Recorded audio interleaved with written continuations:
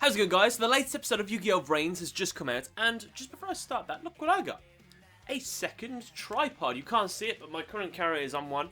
And now I actually have a second one, which was gifted to me, which was very nice. It's a little bit smaller than the other one, but it does mean that I could probably do something fancy. Not in this video. I can't bother to set it all up now, because I've got to stream in like 10 minutes. Maybe have like a second camera there that you can look to, or do some alternate angles.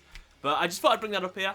Not really relevant. Probably didn't need to bring it up, but there you go. So, the latest episode of Yu-Gi-Oh! VRAINS. It was a little bit of a duel episode. I wouldn't go so far as to say it was a full duel episode. It was more of a dialogue episode, which is fine, of course. However, I think some of the dialogue that we had in this episode, we learnt a couple things. However, I don't feel like the plot went too much forward, if I'm honest with you. All we really learned was a little bit more about the backstory of Blood Shepherd, our Dark Souls wannabe, which is fitting because on the 25th of this month, Dark Souls Remaster comes out, even though he looks a bit more like Bloodborne.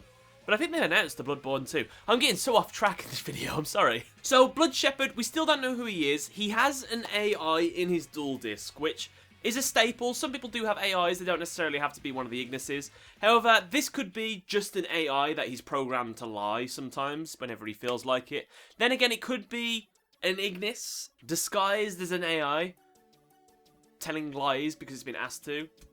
I don't know. It could be an Ignis, it probably isn't. But they seem to be putting a big significance on this character. This character was shown in a flashback where they were in some sort of Gun Gale Online kind of world, which the first thing that came to my head, they all had guns, where this spider dude's built this bomb out of a hacking program. He's like, I'm gonna kill you all. Blood Shepherd's like, I got an idea. We'll go on 3. And then on 2, then on 3 they all go, but he waits behind. Them 2 get captured, and then he destroys the enemy, and they're all, at that point you're like, oh, this guy is a prick, he'll sacrifice anybody he wants to.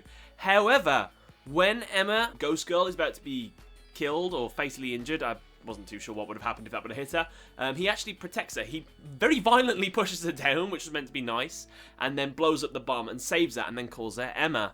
And obviously, nobody's supposed to know that Ghost Girl is Emma, apart from just a few select people, so she's a little bit concerned about that.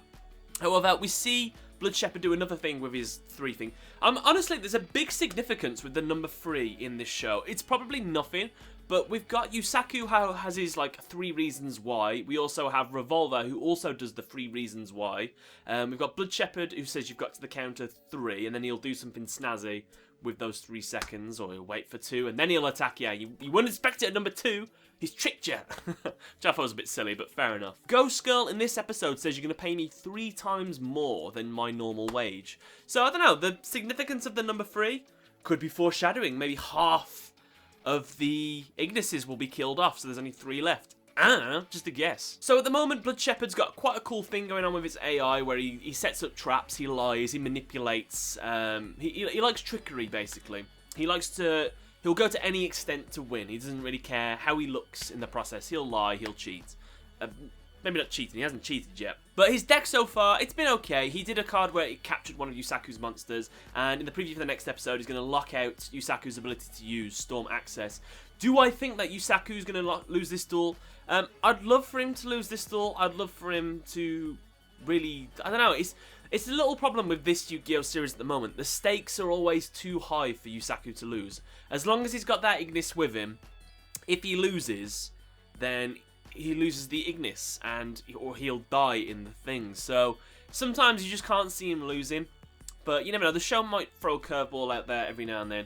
Oh, Yusaku actually lost his Ignis. Now how will he have to go on without the Ignis and things like that? So, I can't see him losing, but we'll see. On the other end, we have Ghost Girl and Blue Angel, with Blue Angel having a redesign that I thought looked absolutely awesome. She's now known as Blue Girl, while she's not in her entertainer-style personality. But I really like that design. It was so much more mature, which is what Ghost Girl said as well. So I kind of hope that from this experience, she maybe merges her Blue Angel with her Blue Girl forms. I just like the hair slicked back, I think. The tied back in the thing. I don't know. That's just me with blue-haired females, I guess. So the only character development we really had was off Blue Angel saying that she wants to fight now. She wants the blessing of her brother, which she does get. She gets the blessing of her brother. Ghost Girl's a little hesitant at first, but she seems to be embracing it. She seems to see the potential in Blue Girl now. But, yeah, last time we saw her duel, I'm pretty sure she got absolutely wrecked. And that's when she almost had her neck snapped. So I thought Zyzen would be even more skeptical about sending his sister out, but I don't know. Fair enough, I guess. If she wants to prove herself, go for it. I'd love to say there was more to talk about in this episode, but it was pretty simple, really, at the end of the day. We might get some more in the next episode. I think we might be seeing Cyburst Wizard Girl in the next episode, kind of like the Dark Magician Girl pairings, or Gagaga Magician, Gagaga Girl. I forget how it works now, but yeah, I think we're going to see one of them in the next episode, it seems to be. And I reckon Yusaku's going to win. I'd love to know what you guys thought in the comment section below of this episode. Don't forget to leave the video a like if you enjoyed, but other than that though, guys, thank you very much for watching. Catch you later.